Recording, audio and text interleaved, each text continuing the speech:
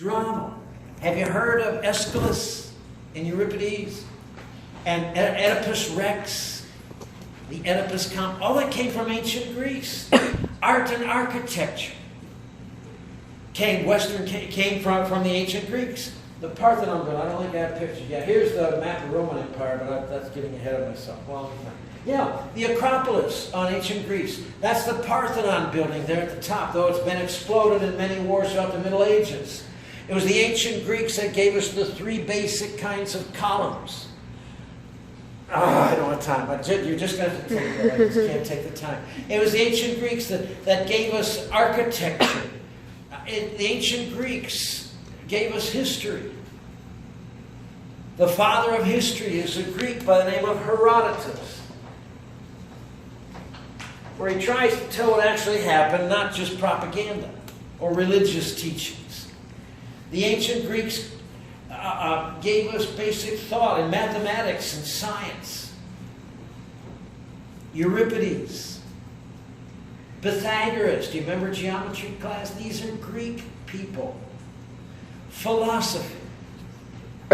Whether you understand or not, everyone sitting in this room is either Platonic or Aristotelian in your philosophy, in your world.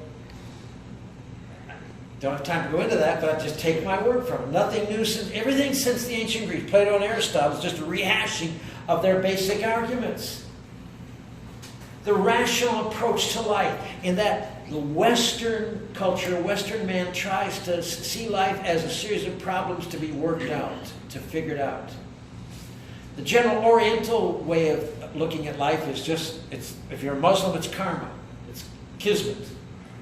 If you're Hindu or Buddhist, it's karma. It just is. You just accept it. Not Western man. The individual tries to make sense out of his world and has to find a sense of fairness. That was what the Greek tragedies were all about. Oedipus Rex. You know, he's condemned even before he's born to murder his father and marry his mother. And so everybody tries to go against fate. And his parents say, that's not going to happen to us. They tell the servant, take the baby, go out and kill him. The servant can't kill the baby, so he gives him away to a shepherd. The shepherd comes from another city-state, Polis, so he knows his king. They're childless, so he gives them a king. So he's raised in a nearby city-state. And he's ready to become king. And all of a sudden he goes to the oracle of Delphi and finds out, hey, you've been doomed to murder your father and marry your mother. He said, I ain't going to do that. The individual rising up against fate and circumstances. I'll run away from home, thinking that his adoptive parents, not knowing they're his adoptive parents. Well, he goes through the mountains on a narrow mountain pass. He meets a wealthy man in a chariot. And the man says, get out of the way. There's only room for one of us. He said, no, you got out of the way. I got here first. And a fight ensues, and he kills him.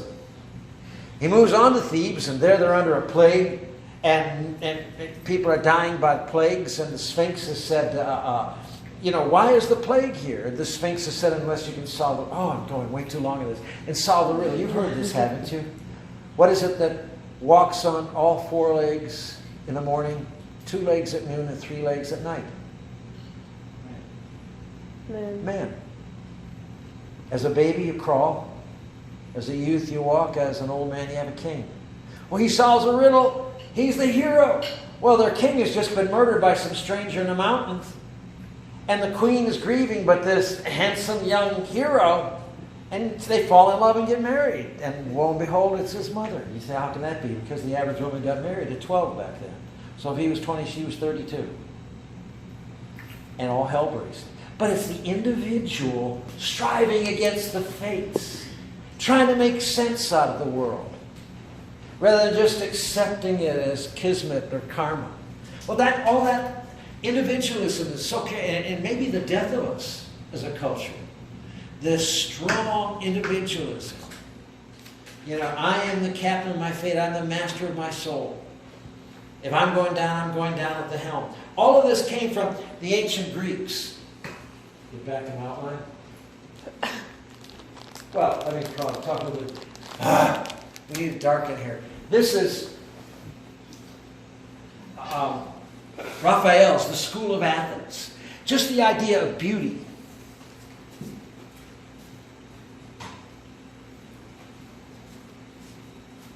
What makes something beautiful? What characteristics make something or someone beautiful? Good looking. Symmetry. Yeah, I was saying Symmetry. Balance. Color. If I got a cockeyed, or if my nose is bent, or if things are out of balance, that comes from the ancient Greek, where Aristotle said it is the balanced life. Every man should play the flute, but none too well. The Renaissance man, we talk about it. Now, Renaissance is the rebirth of classical ideals. He's a well-rounded man. He's an athlete, he's a musician, he's a poet, he's a philosopher, he's a warrior, he's all of these things. He's a Renaissance man, we say. Well, look at, here is a Renaissance painting of the School of Athens. And here in the School of Athens, what do you notice strikes you by the painting itself as you look at it in general? The color. Okay, bright colors, and they're dim here in this slide. If you drop the line right down from the arch at the top all the way down, what do you have? Symmetry. Perfect symmetry, perfect balance. The arches are perfectly symmetrical. For every statue on this side, there's a statue on this side. For every individual on this side, there's an individual on this side. Here is Plato, the old man, saying the spiritual world, that's where reality is. And he's pointing upwards. And on this side, you have your philosophers, you musicians. There's Apollo, the goddess of musicians. On this side, Aristotle says, no, the material world is the real world. And here you have Ares, the god of war, and the geometricians and the businessmen, all of it. But it's balance, it's symmetry. Guys, that comes from the ancient Greeks. That's part of who we are that we owe to the classical world. Well, what about the Romans? The Roman contribution is social order, law, stability. As opposed to the Greeks and their emphasis on the individual and freedom, the Romans emphasized order, stability. Their constitution, it was almost impossible to legislate changes. I think that's one of the things that brought the Roman Empire down. But while the golden age of Pericles in ancient Greece only lasted 30 years, the Roman Empire lasted for 1,000 years. Stability. The idea of law. That there are certain natural laws, inalienable rights, like life, liberty, and the pursuit of happiness. Guys, that may be an American Constitution, but it was first written down by the Romans. That we have human rights. The idea that a person who's accused is innocent until proven guilty, that was the Romans. Stability. So you have the Greco-Roman contribution to society. On the other hand, you have the Judeo-Christian contribution to modern life. The idea of monotheism. Judaism and Christianity are two of the three monotheistic religions in the world. The idea of a God that is not only infinite but personally involved in our lives. The ancient Greeks had gods who were involved in the affairs of man, but they were limited in their powers. They were more like Captain Marvel, and Superman and Green Lantern, this kind of. They could be deceived. They really weren't worthy of worship, but at least they were involved in the affairs of man. Asia, the Orient, has gods that are worthy of worship. They're infinite in power and wisdom, but they sit on the circle of the earth like the smiling Buddha and totally uninvolved in the affairs of mankind. What Christianity and Judaism do is they bring together both. That God is infinite and ultimately worthy of our worship, yet He is personally involved in the affairs of our lives. This is part of what makes Western civilization what it is. What the Judeo-Christian world has given us is ethics, the Ten Commandments, the Golden Rule, the importance of the individual, that God cares for the least and lowliest of us.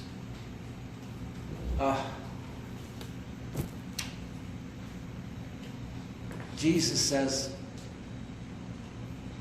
doesn't God see that every bird that falls, the sparrow that's only worth 2 pence is a going price? Or the 5th sparrow worth 4 pence? Now, little boys in the marketplace, they would sell sparrows for supper, kind of like popsicles, whatever. And the going price was 2 pence a sparrow. No, 1 penny per sparrow. So 2 would be 2, but for 4 pence, you get 5. 5 for 4. What does that make the value of the 5th sparrow? 0. Nothing. He's the throw-in. And if God cares enough for that 5th sparrow whose value is worthless,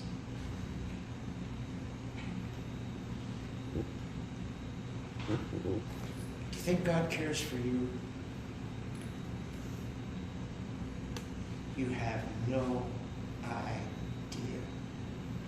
But Dr. Meredith, I've done nothing. I'm worthless. You're the bottom of my class. You're not worthless to him. Well, all that comes from the jail. So you have here, golly, these are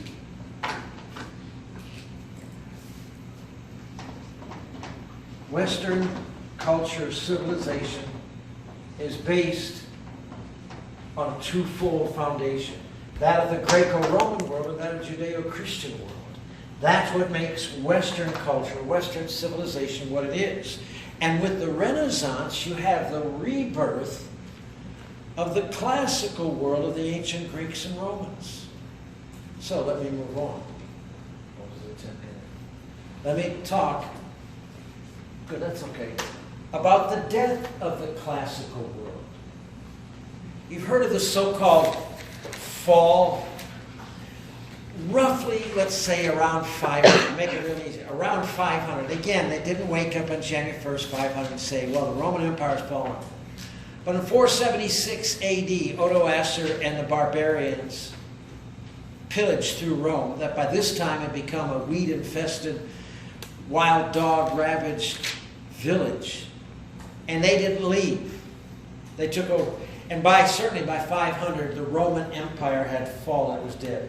If I had to give you reasons why a long line of corrupt emperors, of whom Nero was one. Nero, who kicked his pregnant wife to death, strangled his own mother to death. Nero, who was the first to bring about the general persecution of the church. Nero was the emperor when Paul was beheaded. Nero was the emperor when Peter was crucified upside down. Absolutely insane. He was just one of a long line of many. And eventually you can only absorb so many insane emperors, corrupt emperors, as well as a growing barbarization of Rome. So say, in the army, there were only so many Roman soldiers, and by the time of Nero, by the time of Jesus, there weren't enough Roman citizens to man the army to keep the empire. So they brought the barbarians in and made them soldiers, and when they retired, they could make them citizens. And so the army became barbarized, no longer Roman. The barbarization in culture, where you had the Roman citizens in Rome and the other major cities of the empire who were citizens and therefore expected to be cared for. And so you kept them from rioting by giving them bread, free bread lines every morning, and by entertaining them in what they called circuses, gladiatorial games. But as time went on, they became more and more barbaric. After a while, it's not just the staging of fights or wrestling. You know, you're not satisfied until you see blood. Kind of like modern American sports. I went to a boxing match and a hockey game broke out. You know, this kind of thing. And so it became more and more vile, and people would shed their lifeblood. And then Christian women and children as well as old men fed the lions while the crowd cheered as panthers and leopards and bears clawed. Have you ever seen a cat toy with a mouse? You ever seen that? How they let them go, think they're going to get free and pounce and claw them a little bit and pounce and claw. And can you imagine seeing that over a period of 2 or 3 hours with 25 or 30 women and children who were there because they were Christians? And boy, it was good today. It was really bloody. What that does to the human soul and psyche. Well, all of this, plus the invasions of the Huns. Some say people that the Roman Empire didn't die, it was murdered. The barbarians came and killed them all. Whatever. You had economic chaos. with the Roman Empire declining and falling. You had a gold drain to the Orient as they were paying for these gladiators and for slavery, by the way, was another major cause of the fall of the Roman Empire. If you're a slave, are you going to try to devise new and better ways to get a job done? You're going to put in the least amount of work you possibly can without getting whipped. So slavery is not a very economic system. By the time of Christ, 50% of the empire were slaves. Economic chaos, uncontrollable inflation, social chaos, as gradually Christianity replaced Roman paganism. Edward Gibbon, an 18th century historian, wrote his classic 5-volume, The Decline and Fall of the Roman Empire. And he maintains that the primary reason the Roman Empire fell was the spread of Christianity. Why would that cause the fall of the Roman Empire?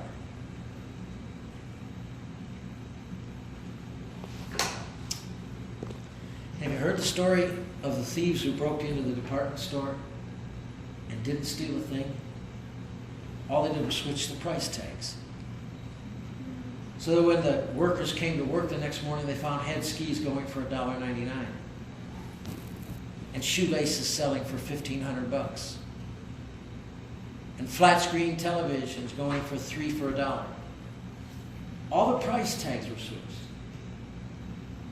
Guys, that's what Jesus did. He switched all the price tags. Where Rome, it's pride and it's rank, and everybody knew where they ranked, from the emperor to the senators to the equestrians to the citizens to the slaves. And if you had any rank at all, you trotted out to get your importance.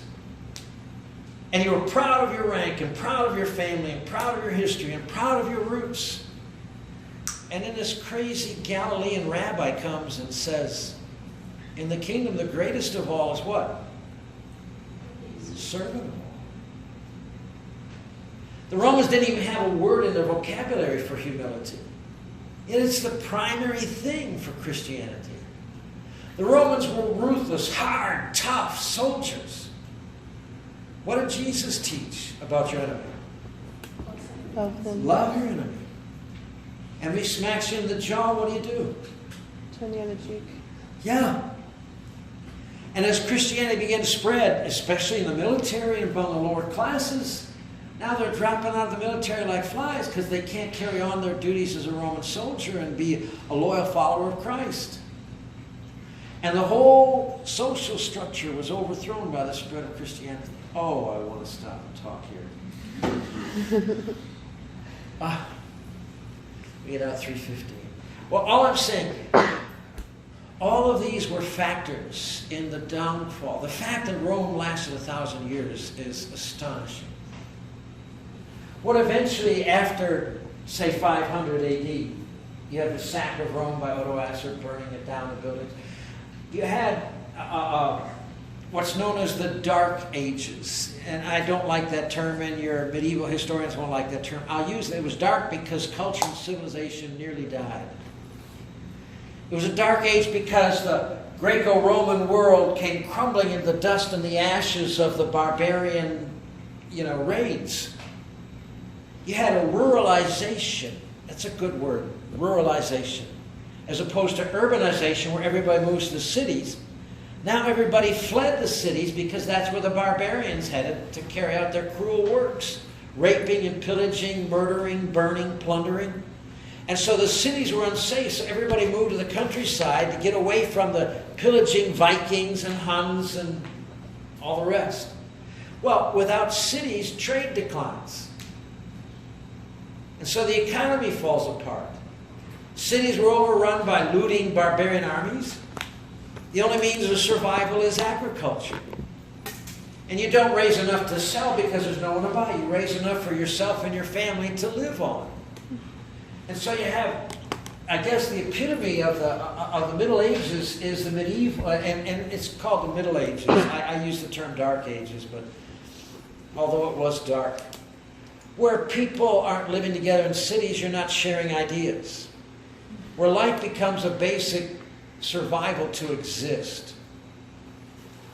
You don't bother writing plays or philosophizing or music or art. You're a farmer raising food, trying to stave off starvation. So that the cultural image of the Middle Ages is the manor. The manor. Here is the manor. It would be a castle if it was more important.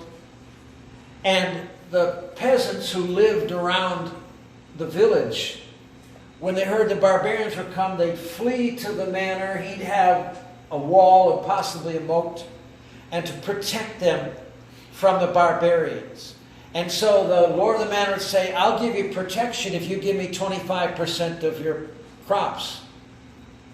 And so it was tit for tat, not an economy based on money, but on barter, on trade, on agriculture. One by one, all the great institutions of the Greco-Roman world fell into ashes with one exception. There was only one institution that managed to survive the attacks of the barbarians. And that was the church. The church. The barbarians were superstitious people. And so when they would come to the villages or the towns, the people would often flee into the church because the barbarians were superstitious enough to know they better not murder anybody in the church. That's where the sanctuary is. Sanctuary means the safe place. Where the barbarian, because of superstition, won't kill you, rape you, pillage, burn. They left the churches alone. So it wasn't too long before the local bishop was not only the religious leader, he was a political and civil leader. His political power, because he was the one that gave you sanctuary. And so you had the church by the 4th and 5th century becoming the strongest political and social power as well as religious power. We become so barbarian today. Do we recognize the sanctuary of the church? You know one of the hottest industries in Christendom is today in America? Church security. How to arm all your deacons with a license to carry. How to spot the troublemakers. Single them out. Here's something else you probably don't know about me. I pastored for 28 years Wedgwood Baptist Church in Fort Worth, Texas. 19 years ago, 6 months after, you remember hearing about Columbine? Where 11 kids got murdered, including the 2 shooters. 6 months later, we were having a youth rally in our sanctuary. It was a See You at the Pole Day. Who's from Burleson? Yeah, that's where it started. And it was a Saw You at the Pole rally, where they're going to share testimony of how God worked in their schools. And we go together with about a dozen of the churches for camps. And we had the camp praise band come and play for us. 500 kids packed in the sanctuary. And a gunman whom nobody knew walked in the front door armed with over 200 rounds of ammunition and a pipe bomb, began firing away. By the time he was done, 8 people were dead. Scores, hundreds others, 7 others wounded physically, and others still struggling from post-traumatic stress disorder. In my church. No such thing as sanctuary. We're more barbarian than the barbarians. Well, that's another day. One by one. Only the church made it through from the old Greco-Roman world into the medieval times.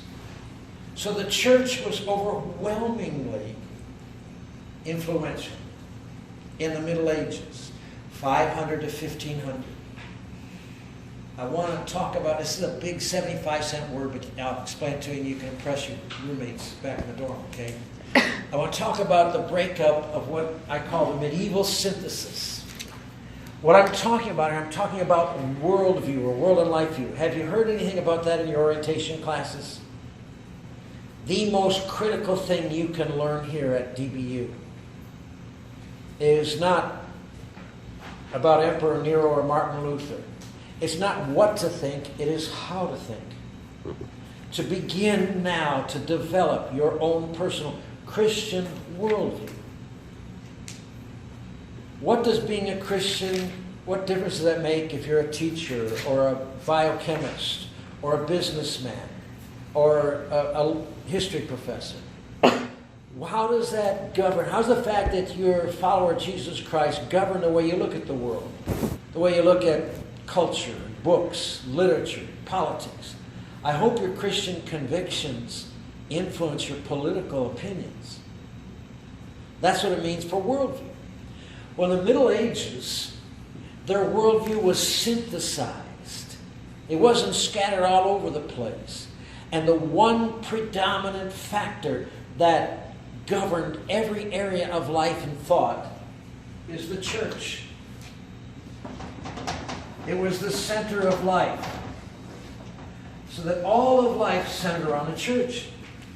The church was the most important factor in anyone's life in medieval Europe than anything. The church was there at birth when you would be baptized or sprinkled. The church was there when you were made a member of the church through confirmation.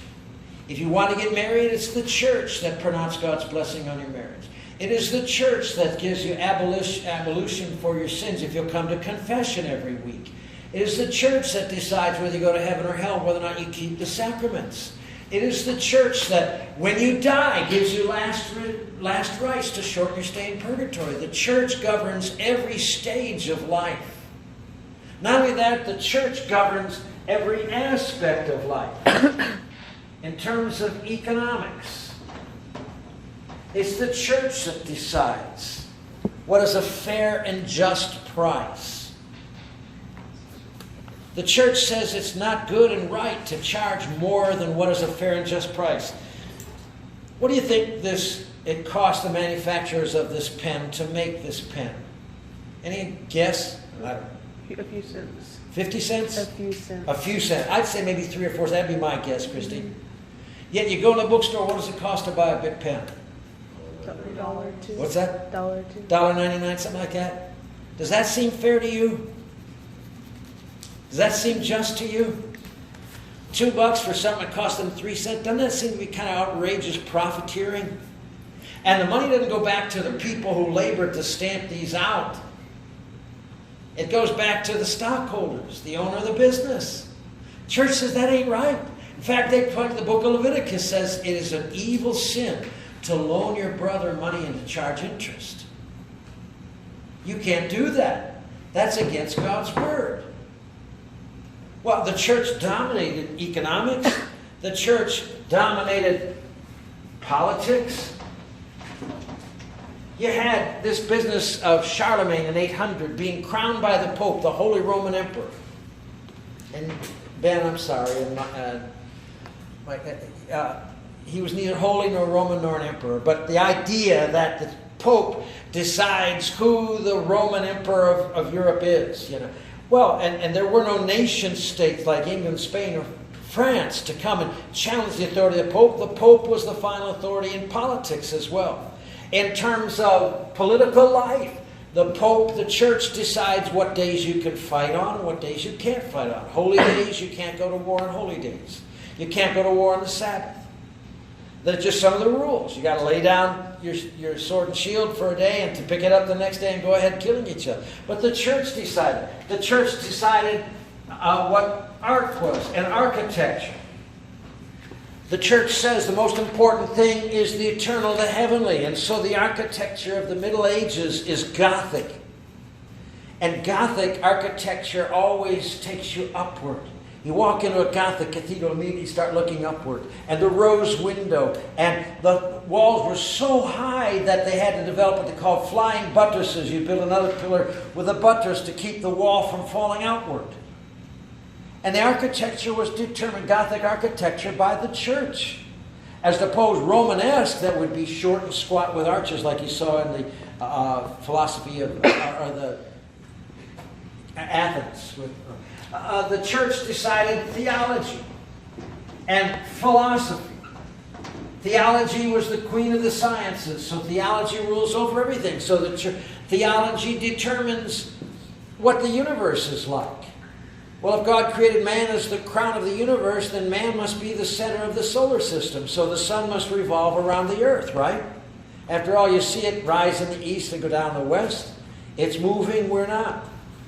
As Copernicus, who comes along as part of the Renaissance, says, no, he suggests that the sun is the center and we're revolving around it. But that doesn't jive with theology. Throughout the Middle Ages, that kind of worldview. predominates. I'll get more into that probably about next Tuesday. I'm trying what every area of life in literature. All literature had to have a theological meaning. In art, art was symbolic. If you had a picture of baby Jesus and Mary and the wise men looked like pygmies and baby Jesus looks like Goliath. Why? Because the most important person ought to be the biggest. What a matter of trying to paint things as they naturally are. That would come up with the Renaissance. Well, the church dominated everything. So with the Renaissance, the rebirth of Greco-Roman world, you have basically the breakup of the church. And that's what's called the Reformation. That's what I'll start talking about on Tuesday. Where the church itself begins to break up into a Protestant branch or Protestant branch. In the Middle Ages, there was only one church. It was the Roman Catholic Church. What does the word Catholic mean? Anybody know? Who said it? Universal. Means we're the only game in town, boys. That's why the Nicene Creed or the Apostles' Creed, if you've ever said, I believe in one Holy Catholic Church. There's only one church, capital C Church. Now, we understand there are many denominations, but not in the Middle Ages. There's only one church, the Catholic Church, the Universal Church, and dissenters are heretics, and heretics get burned at the stake. There's only one faith, Christianity, as interpreted by the Pope. There's only one political system. That's called feudalism, where the lord of the manor reigns. And he gives you protection from the barbarians if you give him some of his crops. And he begins to hire some knights. And a knight is someone who could afford to have a horse to help defend the manor. There were no nation states. There was no England. Now, there was a realm of England, but no king of England. Spain was a mixture of duchies and kingdoms. So was France. Germany wouldn't become a nation state until 1870. Italy was hopelessly divided. So the one predominant bully on the political block is the Pope. He decided there was one economic system, that of the church's economic system. That breaks up at the same time with the rise of capitalism. With the Renaissance, you have a new economic system. All of a sudden, because of huge profits were being made as you had the beginnings of Oriental trade, unbelievably lucrative. What do you do with great profits? If you can't spend it on yourself, you plunge it back into the business. And the business starts growing exponentially, and the profits do as well. And you need a banking system now because you can't walk around or ride around Europe with all the gold coins you've got to do business. And so people say, you put your notes, your gold with us, and we'll give you a note that you're worth so many, whatever, dollars, whatever. And so banks begin. And you know that banks, well, what is the predominant theme of capitalism as an economic system? It takes money what? To make money. Capital simply means money. Is the economic system of moneyism, where there is no such thing as a fair and just price. And if the big people can rip you off by charging $1.99 for that pen you're writing with, when it only costs them 3 cents, then they're the heroes. Way to go, dudes. And the board of directors are applauding. No such thing. Basically, the only rule in the rise of in capitalism is all the traffic will bear. It is your responsibility to make as much money as you possibly can. So you charge the most that people will be willing to pay. And if a store down the street sells a pen like a Bic for 99 cents or the $1.99, you may have to lower your prices to meet the traffic demand. That's why some of the books I've suggested with the rise of industrialism and capitalism, before there were any limits, capitalism says no limits, free trade, charge whatever you can, and pay as little as you possibly can. So you had workers in starvation situations that had no choice. There was no such thing as unions. You couldn't go on strike. You go on strike, you starve, or you get killed in your home. And those tragic stories, like David Copperfield, Oliver Twist, or some of the others that I've listed there, Zola's, Germinal, the coal mines in Belgium. and trying to go on strike in the 18th, 19th century. They're fascinating stories about how these changes came about and all the problems that came about with it. I've got 12 minutes. But all of this saw the breakup of the medieval synthesis. A person in the Middle Ages in Western Europe would grow up in the county they were born in and never venture beyond that. If your father was a candlestick maker, you were a candlestick maker, and your son would be a candlestick maker. And although we modern people think, oh, what a drudge, to them it was security. Think of the pressure you feel when you go home for Thanksgiving break. You sit down at the table, all of a sudden your dad clears his voice. And you, oh, here it comes. Have you decided what you're going to major in yet, son? How are you going to get a job with a major in history? You ever think about how you're going to pay these bills? We sacrifice for all these outrageous tuition costs. And you're kind of, what am I going to do? I don't know. Who am I going to marry? God help me. Am I going to marry? You know, where am I going to live? In Beijing or Sao Paulo or San Francisco or San Antonio or San Saba? You know, what am I going to... And all these decisions that at this time of your life, it gives you zits and it, you know, and your hair falls out there. Just, you know, welcome to post-adolescence. All that. Well, those were the issues that medieval people had to worry about. They didn't have to worry about whether to be pro-Trump or anti-Trump. Everybody was pro-Pope. No discussion. You know, well, it was a worldview that was synthesized and held together because the church. It was known as also the Age of Faith. Toynbee in his 10-volume History of Western Culture and Civilization calls this medieval period the Age of Faith. Everybody believed. Almost nobody questioned. If you did, and if it got out, you could get awful hot as you're tied to that stake.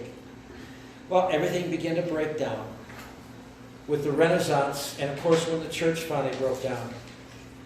With politics, you had Charlemagne and the Holy Roman Empire, and nobody challenged his power. And all of a sudden you got the rise of nation states like England, where all of a sudden Henry VIII becomes a powerful figure. And under Elizabeth the Great, England adheres together as a nation state. Spain under Philip II. France under Charles XII. These monarchs who rule absolutely, and they ain't about to take any guff from the Pope in Italy.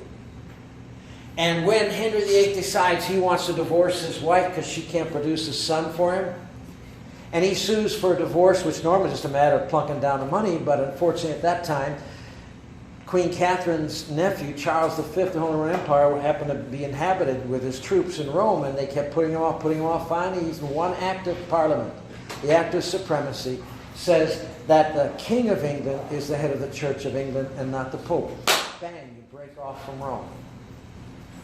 And basically a political issue, or basically a personal issue over whether that randy jerk Henry VIII, whose girlfriend is now 5 months pregnant, and he's sure it's got to be a boy, but it's got to be legitimate or it doesn't count. So he breaks with Rome. Let us say politics, the rise of nation states; economics, the rise of capitalism; in government, national autocrats replace small feudal lords; secular governments play without any rules. This would be a good book for first semester, Machiavelli's The Prince. Yeah. And what he basically says, there are no rules. The only rule is the end justifies the means. These are rules for being a ruler, a political leader. You kill if you have to. It's better to be feared than to be loved, because people are fickle. So rule an iron hand. In philosophy, Christian theology gave way to secular philosophy.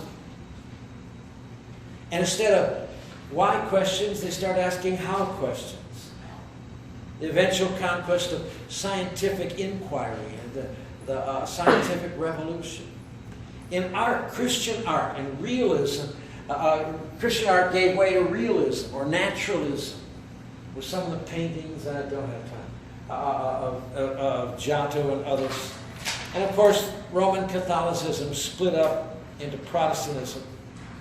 And instead of the church, i.e. the Pope, decides what is true, you have that critical Protestant doctrine of the priesthood of the believers.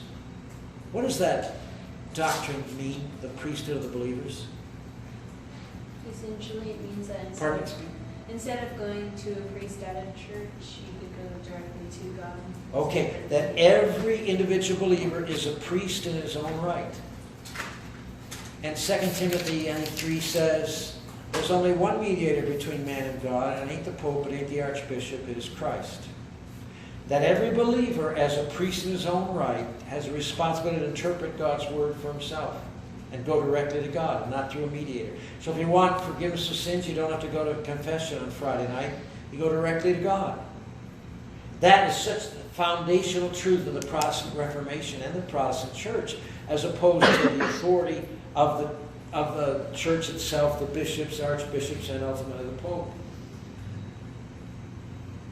In literature, you have now, instead of just,